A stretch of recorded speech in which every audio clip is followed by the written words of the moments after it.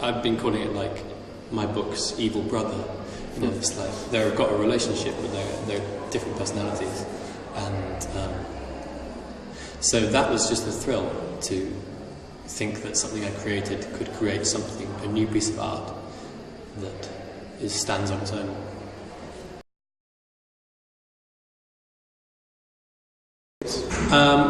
I don't use it. I can't write with music on. I have to have silence. In fact, I'm one of these people who uses earplugs and everything to try and get the most silence I can. But in terms of my inspiration, I'm always interested in the lyrics in music. So actually, I'm kind of obsessed with literate bands. You know, we talked about them yesterday, the Smiths and Mountain Goats and Belle and Sebastian and all these bands who tell a good story and are careful about language they use. So in that regard, I think that storytelling influence through music has played a part in the things I write about. I suppose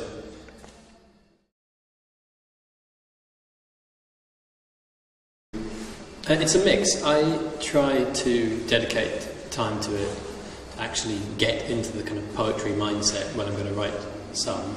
So, you know, a few months this year I'll spend working mainly on poetry and reading lots of poetry and trying to be very productive and hoping that my kind of method of poetry is to write and try and pick out the moments that seem worthwhile. At the same time, if I'm very lucky, I'll be working on a different project, a novel or whatever, and sometimes a poem will just ask to be written. But that's unusual.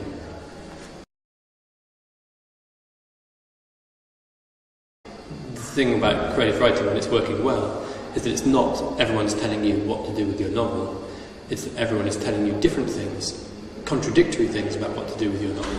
And in fact, that's the most helpful thing, is that 10 people in a room all tell you the opposite from each other about what they think is good or bad, and you're forced to work out what you actually want from your writing, what you're trying to achieve, and forge a path in between the advice of your peers. So I don't think it's a matter of wrong or right in creative writing, it's just that you are helped to realise what you want by being offered various different suggestions.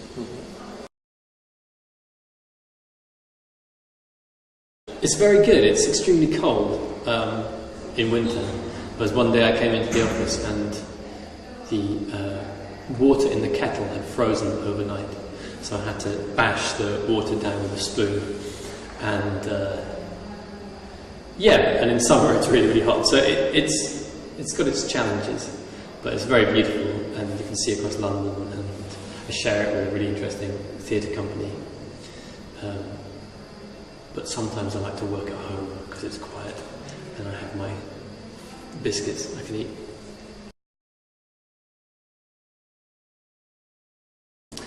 It's set in a commune in South Wales. It's set in the year 2012, leading up to what we now know was the apocalypse that never happened. So there's always this kind of end date where certain members of this commune think that the world is about to finish. And it was inspired by a good friend of mine who grew up in a community not totally dissimilar to that in South Wales. And I spent a lot of time with her and chatting to her, and I also visited lots of other communes in Britain.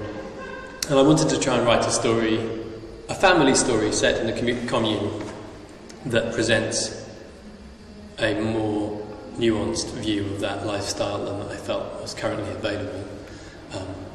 It's not to say I don't make jokes, which I do, but I felt like the representation of intentional communities, as they're known in the media and just generally in public consciousness, was very patronising and glib and unsophisticated.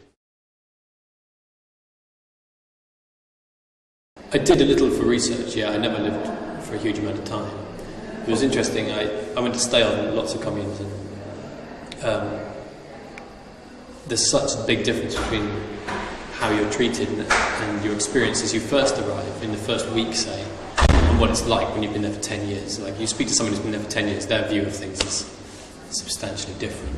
So I felt it was more useful for me to interview long-term communards than to just dip in for a few days myself here and there.